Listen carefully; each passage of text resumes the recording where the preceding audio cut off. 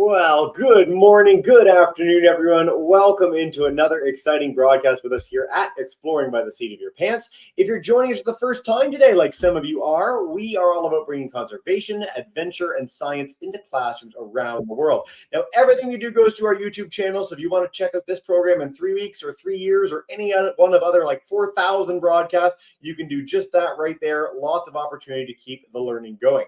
Now, today's been really fun for me too. I've got to say, this is the final act of my triple header. I've had 2 NASA engineers on, and now we're diving in with neuroscience. So this sort of underscores how cool we are here at Exploring by the Seat of Your Pants. And you're catching us too as we begin a long-standing, I think it's our 4th straight year of doing a series in conjunction with the amazing folks at the Gairdner Foundation. So the Gairdner Awards celebrate and showcase the coolest biomedical and health researchers in the world. Many of their laureates have gone on to win the Nobel Prize. So we've done, I think, 30, 40 programs with them over the last few years, and I really encourage you, check out our YouTube channel, learn from all sorts of cool topics, everything from vaccines to neuroscience to autism, cancer, and more. Lots to explore and discover. Now, one of our favorite speakers we've had on in this series is Dr. Sheena Josselyn, joining us from the University of Toronto and the Hospital for SickKids in Toronto, both of which I went to personally. So it's really nice to have her on to talk a little bit about understanding and healing brains. You guys are in for such a treat on a deep dive into neuroscience. And without further ado, I'm going to stop talking. Dr. Sheena, thank you so much for joining us today, and welcome back to the broadcast. Well, thanks so much for having me, Jesse. It's always a pleasure to talk to all the folks out there virtually, and I'm just going to dive right into things. Okay, so I'm going to be talking today about memories and how we form memories. And we think they are formed in these structures in the brain called engrams.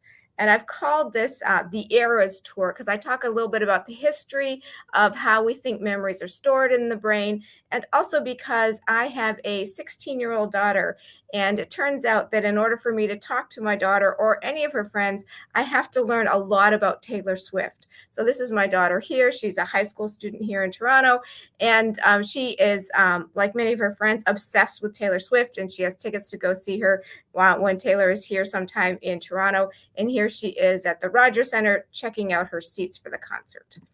So a little bit about me. I mean, who am I? How do you become a scientist? First off, I identify as Métis. I'm part of the Indigenous community here in Canada. I was born actually in the US, in Cleveland, but then my family moved to Kingston when I was in high school, so just down the 401 from here. From there, I went to Queen's University. I was in Kingston, and I did a life science degree, which is a 4-year degree, and then I did a psychology undergrad degree. Then I did a master's in clinical psychology, where I got to sort of practice seeing people and trying to help them. And then I decided that wasn't quite for me. So I came here to the University of Toronto, where I did a PhD in psychology and neuroscience, very basic, not clinical work. From there, I did this thing called a postdoc, which is what you do after you have a PhD. And for a while, I thought I wanted to be a little bit like Jodie from Silence of the Lambs. If any of you have seen that movie, where she interviews forensic patients, and particularly this one psychiatrist who likes to eat people. And I did a 1-year postdoc in the prisons dealing with sex offenders, and that turned out to be not for me at all. So then I went to do a very basic postdoc at Yale, and then another one at UCLA. And fun story is this woman, this actress who was in The Big Bang Theory, and she plays a neuroscientist on The Big Bang Theory. She's actually has a PhD in neuroscience, and I used to bump into her in the hall at the time. So my sort of brush with fame. From then, I joined the Hospital for Sick Children and University of Toronto. My lab is located right here in downtown Toronto, and I'm in this beautiful building here, and I'm talking to you right now from right here in my office. So that's who I am. And my lab is really interested in understanding how our brains code, store, and use information. We think memory is what makes us who we are. If something happens to us and we need to get a new heart, that's fine. But if something happens to our brains, we just can't get a new brain. It's really key to who we are as people. So I don't know if any of you know this person, but you may have heard of his name. That is Alzheimer. And he had one patient way back in 1901. Here's the patient here. And she was diagnosed with this thing they called presenile dementia, which is basically what we know today as Alzheimer's disease. So this is actually Alois Alzheimer. And she said, I have lost myself, so to say. So if you lose your memories, you lose a huge, huge part of who you are. And I'm hoping that none of you have this, but some folks around your age have grandparents or other folks that they know that are really dealing with a lot of memory loss, maybe something like dementia or Alzheimer's disease, which is the most common form of dementia. And you know how devastating it is, not only to the person that has it, but the entire family. So my lab is really interested in understanding ways we can find to help treat this. So similar to a car, when your brain breaks, we need to know how it normally works in order to fix it. So in order to fix a car when it's not working very well, you have to know how a car normally works. That makes sense. So we have to do the same thing for our brains. We need to know how it normally works, how it normally stores memories. So as I mentioned before, your brain is very different from your heart. If you have something like a heart attack, if you have heart disease, it's not so hard. The heart is just like a pump. So the blood comes in, the blood goes out. We know how a heart works. If your heart, for whatever reason, stops working, we can replace it with even a pig's heart or an artificial heart. We cannot do the same thing with the brain. It's very unique. It varies so much from person to person. So it's really a hard thing to understand. So this is a picture of a human brain, and the eyes would be at this side. So looking at it from this angle. And it's really hard for us to study the human brain, the sort of things that we do in the lab. So we turn to the next best thing, and this is a mouse brain. So these are side-by-side comparison in real size. And you can see that the mouse brain doesn't have the folds and things to the outer layer like a human brain does, but a lot of things that a human brain does, a mouse brain does as well. And we can learn an awful lot about how we humans remember by studying a mouse brain. So that's what we do mostly in my lab. So you might not recognize these two characters. This is Plato and Aristotle. And you may have heard of them from ancient Greece. And it's this idea that memory is stored as this kind of enduring change in the brain and the body dates back to the times of ancient Greece. So something happens, we store some sort of trace of it in our brains, and then we can later recall that. And that idea dates back from, BC. But the sort of scientific definition didn't come until this scientist, Richard Semon. And he came up with this thing I'm going to be talking about a lot today, which he defined as an engram, which is basically a memory trace. And he defined it this sort of very high, weird language that he used back in the day as the enduring, though primarily latent modification in the irritable substance produced by a stimulus. So I presume the irritable substance is my brain, and a latent modification, so a modification that's not always there, and something that happens leaves an imprint or a memory trace on my brain. And he also came up with this other term called ekphory, which is basically memory retrieval. And he defined it as awakening the engram out of its latent state into one of manifested activities. Now, these are pretty old, kind of archaic definitions. So in the sort of Taylor Swift version things, I've updated it. So this is Sheena's version, sort of like Taylor's version. So I've updated the definition so we can talk a little bit about it without having to say things like the irritable substance. So what I think an engram is the ensemble or the bunch, the group of neurons, so brain cells, that are active when we have some sort of experience that are somehow important in the memory for that experience. So it's a really easy kind of definition. And then ekphory is a process by which an external retrieval cue or an internal retrieval cue reactivate this memory trace or this engram to produce memory retrieval. So this is what I'm going to be talking about a lot today. So this is an old picture. This is me. This is Paul Franklin and Stefan Köhler. And we were graduate students together. And this picture was taken sometime in the late 1990s when we were in the University of Toronto in the psychology department. And actually, I ended up marrying Paul Franklin, and we still collaborate an awful lot with Stefan. So we look at memory from different sort of angles. Paul and I study memory in rodents, and Stefan studies memory in humans. And it's really fun because every now and then we get together and we sort of write a review and we talk about memory. What does it mean? How can we learn from each other about what memory really, really is? So we wrote this paper called Heroes of the Engram in 2017. And what we did is we went back in history and we identified those people that are really, really key figures in our understanding of memory and an engram. And we wrote a little blurb about them. We talked about their lives and why we thought they were amazing scientists. So this is the sort of tour of these scientists. So we have Richard Semon, who I've already talked to you about, the person who came up with the term engram and really gave us a basic definition. We have Carl Lashley, a scientist I'm going to be talking about in a minute. And over 30 years of his career, he tried to find an engram or a memory trace in the brain of a rodent. Then we have Wilder Penfield, who comes from Montreal. And you may have heard of Rue Penfield in Montreal. This is Penfield, who it was named after. And he's a neurosurgeon. He was a neurosurgeon, and he people that had intractable epilepsy, so epilepsy that wasn't treated at all by drugs, they would sometimes go in and try and find the source of the epileptic seizure foci in the brain. And when he did that, he would insert little tiny electrodes into the brains of awake but anesthetized people. And then he would stimulate at different ends of these electrodes because he doesn't want to remove tissue that's really key for speaking or any other bodily functions. So what he did sometimes is he would electrically stimulate the end of this electrode, and sometimes people would spontaneously remember something. There used to be this old Canada Moment commercial where somebody said, "I smell burnt toast," as if his electrode and the electricity was reactivating this memory trace in the brain of this person. So he was a hero of ours.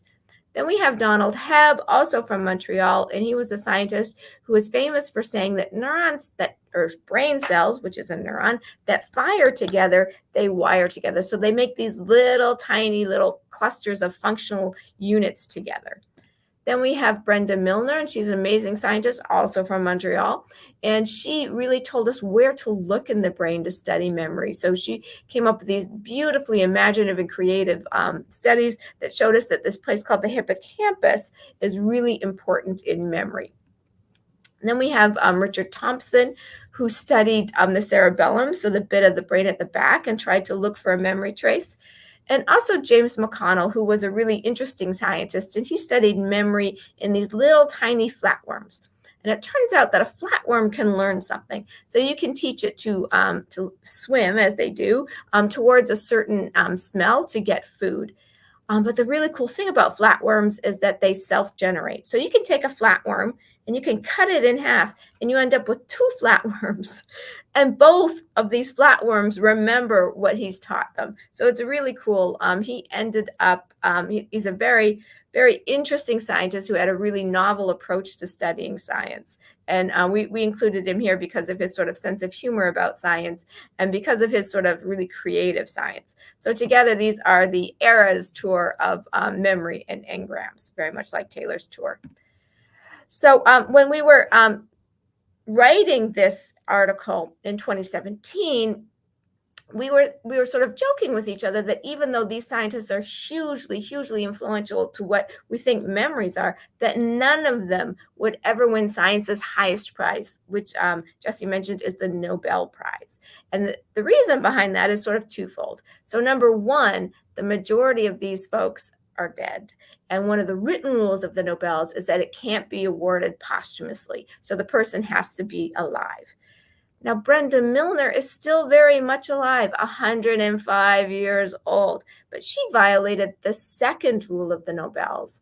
And what's that rule? She is female. So let's break that down just a tiny little bit. So if we look at all the Nobels that have been awarded since 1901 in all of the sort of sciences of physiology and medicine, chemistry, and physics, here they are over the years. And each of these dots is a Nobel laureate who's done amazing, important, impactful work. And each of these red dots is a female that's won. And as you can see here, My chart ends at 2024, so I'll just update it if you're thinking that we've come past this problem, and we haven't. So from 2021 to 2024, we have one female laureate in each throughout all of those years. So when we do the math and put it together, we see that there have been 614 Nobels awarded in science, and only 26 have gone to women, and 0 for 7 in 2024. And so this is around 4% of the Nobels in science have gone to women. And I'm sorry to say, but it's even bleaker for other groups historically excluded to science. And if I were Taylor Swift, she, in her song called The Man, she has a very lovely quote where she says, "I'm so sick of running as fast as I can, wondering if I'd get there sooner if I was a man." So I am now quite senior in my career, but when I was younger, people kept saying, "Oh, just wait a while and things will turn around for gender and science," and it hasn't. So now is about the time, we're 2024, goodness gracious, folks, let's start to recognize the important contributions of women and other historically excluded groups from science. And I think it's about time that we start to do that. So I'm going to stop there and now go a little bit back to just the normal science.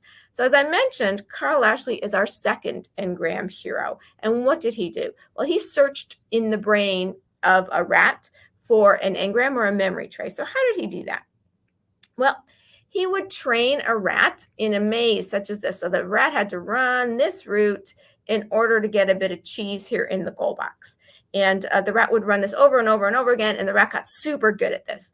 And then Lashley said, "Aha, I've given this rat a memory. Now all I have to do is go in the brain and lesion out that bit of the brain I think holds this memory, test the rat again, and see how intact their memory is."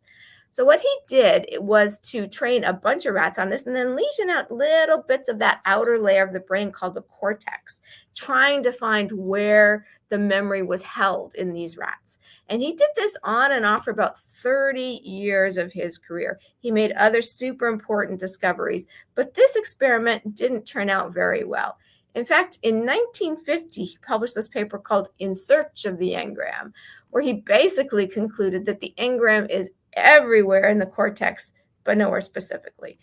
He couldn't find that one special spot that seemed to house an engram. And about this time, 1950, studies examining the biological basis of an engram were largely abandoned. If Taylor Swift were saying something, she would say that engrams had a bad reputation. So then I joined the field, and I thought that maybe we could change things up a little bit more. I thought that we could change the task a little bit, and we might get better results. So as I mentioned, Lashley trained these rats on this pretty complex maze task, and he trained them over and over again. And I thought, well, what if we did a simpler type of memory that was only one trial? So we train a mouse or a rat with one tiny trial and see how long they remembered. We knew exactly when the learning takes place. So here I'm going to do this thing called auditory fear conditioning. So you may have heard of Pavlov and Pavlovian conditioning. So what Pavlov did was he had a bunch of dogs, and he would train the dog that every time he got food, it was preceded by a bell. So the bell predicted the food, the bell predicted the food, the bell predicted the food. And after a while, he would just play the bell, and the dog knew that the food was coming and start salivating. So we take these principles and we turn it into a different sort of aversive memory task. So we have a bell. We place a mouse in a context, a cage, and we play the tone, and then we give it a mildly aversive shock. So it's not a shock that hurts the mouse very much. It's as if you were taking your feet in the winter and you dragged them on the carpet, and then you touched a doorknob, one of those, sort of ow, but nothing lasting. So here we train a mouse once. It takes 5 minutes. The mouse says, ow. And then we ask them, are you afraid the next time you hear this tone? And it's sort of tricky. So you can assess fear or other emotions in humans pretty easily. This is my daughter several years ago when she was in a Halloween costume, and I got her to take some pictures of different emotions. And you can see right here, just by looking at her face, that she is fearful. Here she's very happy, and here she's really bored and sort of annoyed at her mother. We do the exact same experiment in a mouse, and this is what happens. It's really hard to tell that this mouse is frightened and that this mouse is bored, annoyed, and getting a little tired. So what we have to do in the lab is to try and tap into what a mouse would normally do when it's afraid. So when a mouse is normally afraid, if you see it outside in the backyard or something and it's being chased by a cat, often what it will do is freeze. So it adopts this crouched motionless posture, and then it's less likely to be detected by the predator. So we study that in the lab. So we turn on the tone, and our index of memory is how much time does the mouse spend freezing. And that's a really good index of their memory, that the last time they heard this tone, they got this mildly aversive foot shock. So that's what we did in the lab, and we did this because it's really quick, easy one-trial learning, and also because we know from previous research where to look in the brain for this type of memory.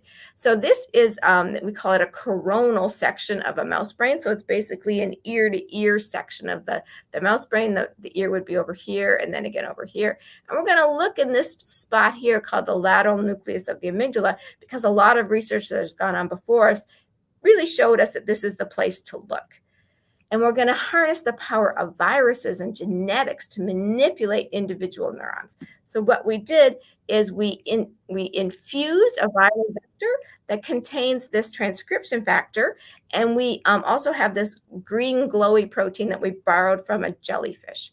And what happens is we can see which neurons that are infected by our viral vector. We take out everything that makes it a bad virus. We turn it into just a virus that it transfects our these different neurons.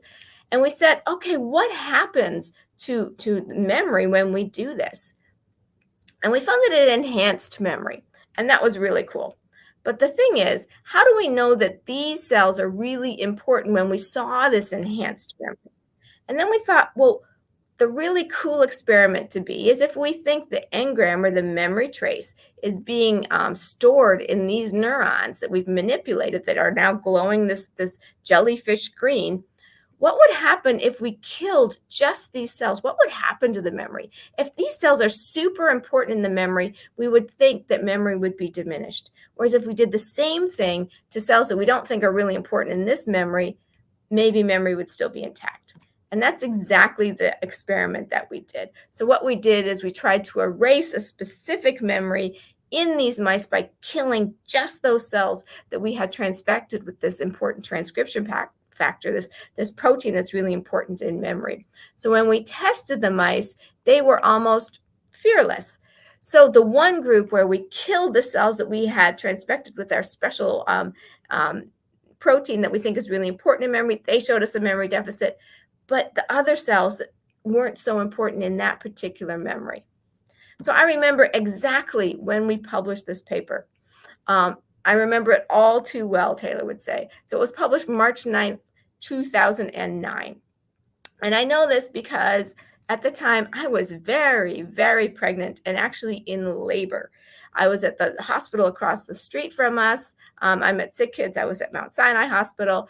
And the person who was in charge of doing this work was very shy and didn't want to talk about it. But I was so excited. This was the first time we were ever able to erase a specific memory in many years of trying our lab, many other labs around the world. So I wanted to tell everybody. So here I am with my little laptop, and I'm doing a press interview about this finding. So sure enough, I wake up the next day. Our daughter is happy and healthy, and I see on the front cover of the Toronto Star, Science a Step Closer to the Spotless Mind, where they talk a lot about how we've managed to erase a specific memory in the brains of mice. But it also says Sheena Josselyn, a SickKids scientist, politely declined an interview request, because, I am Canadian, from the Star because she had just gone into labor. So this is what happens when your sort of life and your science collide. So this is a picture of my daughter, now much older. There she is at her very first conference. So this is Asim Rashid. He is a postdoc in the lab, and he is here channeling his inner Taylor Swift. And he said, can we do this a little bit more bejeweled? Can we do the same experiment, but throw in a little bit of something sort of sparkly?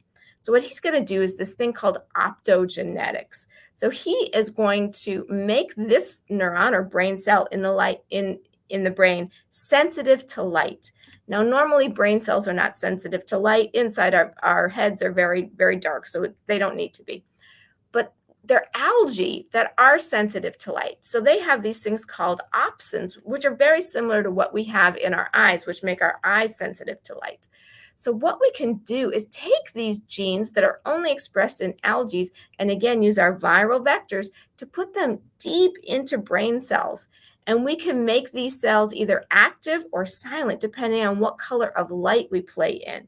So we're going to take advantage of that to do this same experiment again. So we're going to have this virus that expresses two flavors of these opsins, one that increases excitability of these brain cells when we shine a blue light, and one that decreases it with red light. So we're going to increase the activity of these certain brain cells that are infected with this viral vector that expresses this excitatory opsin, and then we can silence them just by shining in a different wavelength of light. Here we have a red light. So what do we do in this experiment? So this is Asim's experiment. Again, he's going to infect this viral vector into the amygdala, which is a really key part of the brain. We know we're going to shine the blue light right before we train this mouse. We're going to try and excite these cells. We're going to try and allocate them or recruit them into the engram, supporting this memory. Train the mice as before, test the mice. But we're going to test them under two conditions. One normally, that's easy, and one when we turn off the activity of these cells.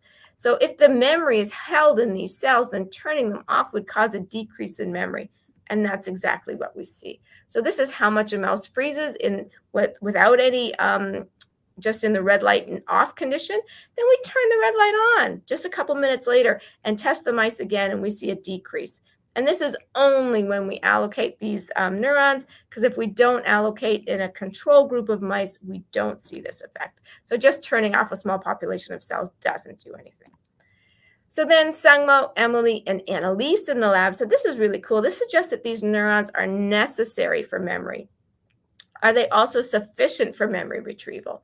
So what we do, as you know, in our experiments, we have this excitatory optogenetic thing that increases the excitability of light, the excitability of these cells when we shine a blue light. We train them and we test the mice. And when we test the mice, we test them with this tone because that tone is supposed to reactivate this memory. And when we think how the tone works is it reactivates these cells, the ones that are that we've infected, the ones that we have allocated into the engram. So they said, can we take out the middle person here? If all this tone does is reactivate these cells, can we take out the tone and just optogenetically reactivate these cells while a mouse is just exploring a random new cage? And that's what they did here. And this we think is sort of like what Richard Semon, our original scientist, defined as ekphory, awakening the engram out of its latent state into one of manifested activity. So we're going to try and do this just by shining a blue light into the brains of these mice. And sure enough, baseline, we have very low levels of freezing. We shine the blue light to reactivate these cells that we think are really important in the memory trace. And we see that mice show us behavior suggesting that they are recalling this memory. Now, we don't know exactly what a mouse is recalling. All we can do is judge by what they're doing with behavior, but it's pretty cool. So I've told you experiments where we've optogenetically activated cells or we overexpress things. But what we really want to do is to know if these cells that are more active or more excitable right before the time of training are the ones that are endogenously, without any of our fancy manipulations, if they're endogenously the ones that are recruited into this memory trace. So what we're going to do here is built on something that Chen Yan, who was a graduate student in my lab, wanted to do. So there's a way of taking a microscope and making it really small. We call it an endoscope. And we can put a little tiny lens into the brain of a mouse and sort of make these neurons, make them shine a light when the neurons are active. So this is called an endoscope, and Chen decided to make one in the lab, and his name is Chen, and he made an endoscope, so we call it the Chendoscope. And here it is. So a lot of this is 3D printed, and then we take a camera, like a cell phone camera, and we put it on the top. So it's just like a tiny little miniature microscope. And here it is next to a Toonie. So this is Chen now. He left my lab, he graduated, and now he works at DeepMind in London, Google DeepMind. And the whole family really just loves to visit him because if you know anything about the geography of London, here is where DeepMind is. And just down the street is King's Cross. And if you're anything like my daughter, you are a huge Harry Potter fan, and you know that you go to platform 9 3/4 and you can catch the Hogwarts Express from King's Cross. So what did we do with Chen? So these are all the folks that did the work along with Chen: Alex, Adam, Lena, and Andrew. And what we did is, I can show you, I think, a video of this. Let's see if I can get it. It's gonna work. It's gonna work. We believe in it. You got to come out of laser pointer to do it. There you go. Okay. Yeah. Okay. Sorry. This is me. This is me having old person technical problems. I can do this. Oh, you're good now. Just go to the play button on the right. There you go. Now you're laser pointer again. Oh my goodness. Maybe it wants to work. Semi-wants. Sorry, everybody. That's okay. No worries at all. Here it is. So this is, and actually we're looking deep inside the brain of a mouse, and each of these things here is a neuron. They're the ones that are brain cell.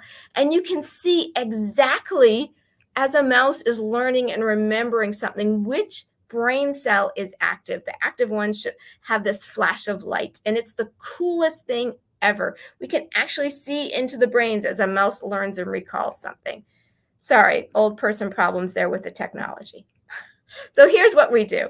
So we have these mice with these endoscopes, chendoscopes in their brains, and it's just like a little hat, and they're fine wearing this little tiny hat.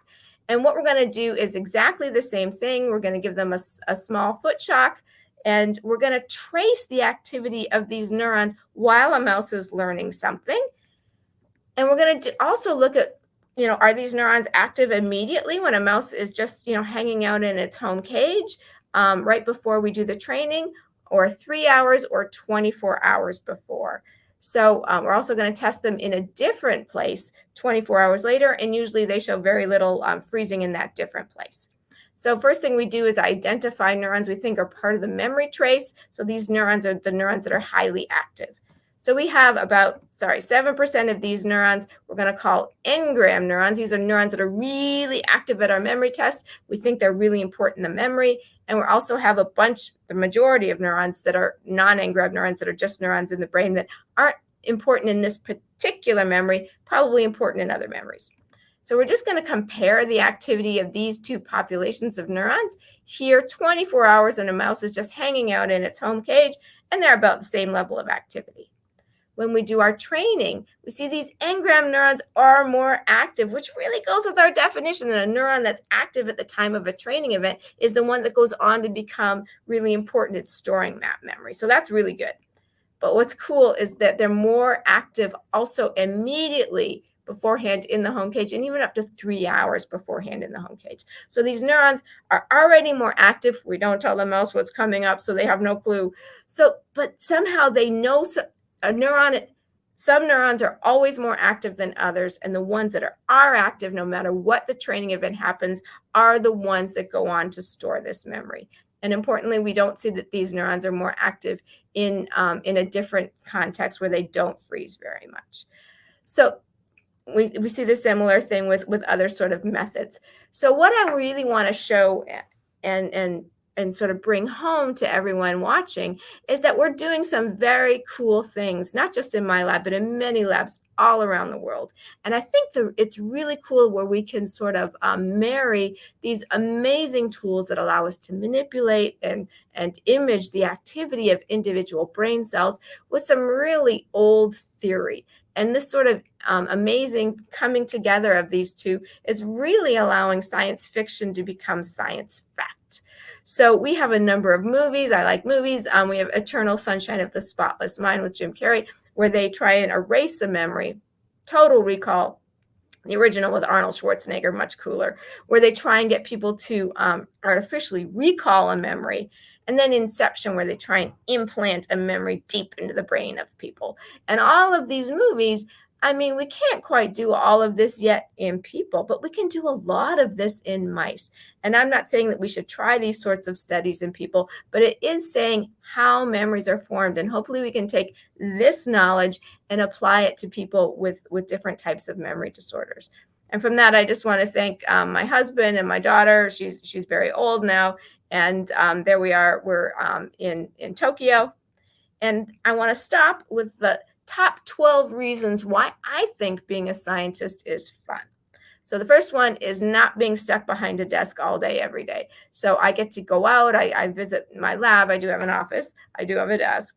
But I have some amazing people that I work with in my lab. I get to do some teaching. It's really fun.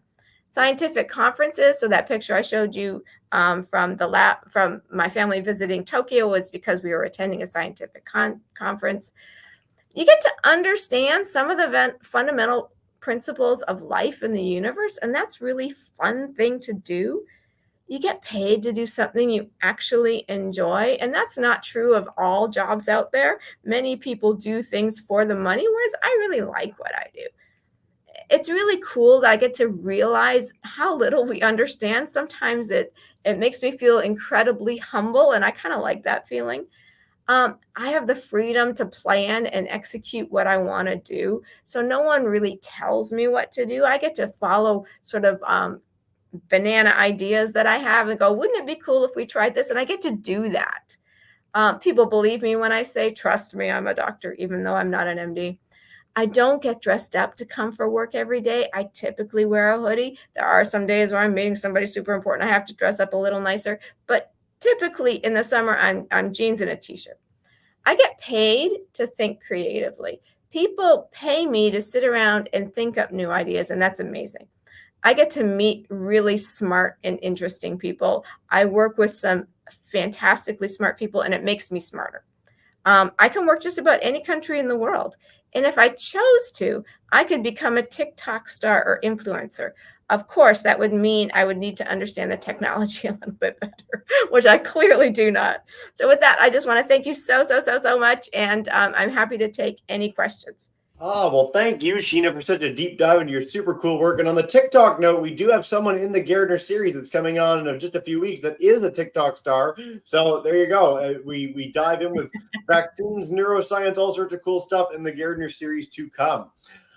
We had a few questions written in. So one of the first ones, and it's fundamental to everything you were talking about. Yes. Why mice? If you could highlight that again for people, why choose that as an animal to use in labs? That's a super good question. So we choose it for several practical reasons. So we can't do what we do in humans. It's not possible. It's not ethical. We choose mice because their brains are very like our brains, and they're small, and their reproductive cycle is pretty quick, and there are all these different lines of mice. So people have made these genetically important lines of mice. So the mouse genome is one of the first genomes that people sequenced because it's used a lot in lab research. They're small, that you can house them nicely. They're happy in the lab. Just all these wonderful advantages of using mice. I have worked with rats before, and I was bitten once, so I like mice. A little smaller. As a biologist too, there's just a few animals or plants for that matter and bacteria that you tend to see in like all kinds of labs. So white mice, fruit flies, there's a specific kind of fish called a zebrafish, and then you'll have E. coli, a particular plant. So there's like these model organisms are what they're called for all manner of research studies. Pretty much if you're doing biology in the world, you're working with one of those creatures. So that's a great question. For mice to people. So when we're studying mice, we're learning from them, we're finding out how their brains work. Is there like a timeline roughly of how long it takes to go from that research that you're doing to like a therapeutic for a person? Or is it just vague in general, depending on the situation?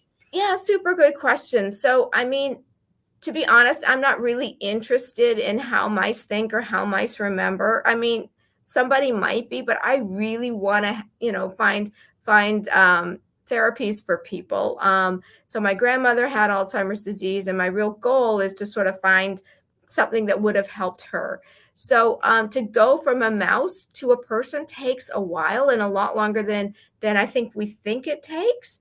I'm guessing we're about 10 or so years out from really taking these things that people all over the world are finding and really applying them to people. It turns out that brains are very complex. So they're, the most complex thing in the universe. Maybe your NASA scientists think other things are super complex as well, but I'm gonna put the brain in there as well. I will say, actually, on that note, NASA scientists do agree. Like, the brain is by far the most fascinating thing we've ever found. Like, the fact that it happens to exist inside our heads is not just that we're really biased. It really is quite remarkable what a brain can do. And we talk about AI a lot in these programs lately, especially. And like, the best AI in the world, created by the best scientists for 100+ years, doesn't hold a candle to like a toddler. Okay, like a 2-year-old child is. You can speak to this more, but it's remarkable how much more advanced we are than anything we can do in machine learning. Absolutely. Machine learning, it takes thousands of trials to train it on something, and you can teach, as you say, a toddler something really quickly, especially if they want to learn it. Very cool. Well, I'm so glad we got to cover that. Thanks for the question, guys. And on the brain note, how many neurons do we have? Do we have an exact figure of this? How many cells are in our brains going along? Yes, we do. It's like 50 billion. So it's quite a few. Yeah. That's a lot of counting to get there. I'd be fascinated to know the nitty-gritty of how we found that exact figure, but very cool question. Do you know? Yeah, you're going to need some more toes. Well, some people are amazingly selfless and very, very generous, and they have donated their brains to science after they die, and it's like a very noble thing to do. And then from there, people have been counting and counting and counting. So it's a super important thing to do. It's an amazingly generous thing to do for people.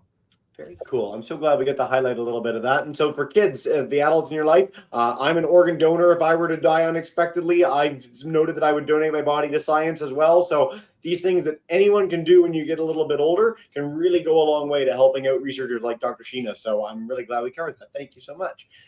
All right, we've got a great final question before we wrap up and say farewell. I want to note again, if you want to check out the whole Gairdner series, Gairdner Awards is amazing, all online. Everything we do goes to our YouTube channel. 2 more programs coming up in November, and we'll be doing a big group more in early 2025. The question is, if you personally could choose to erase a bad memory of your own, would you? No pressure.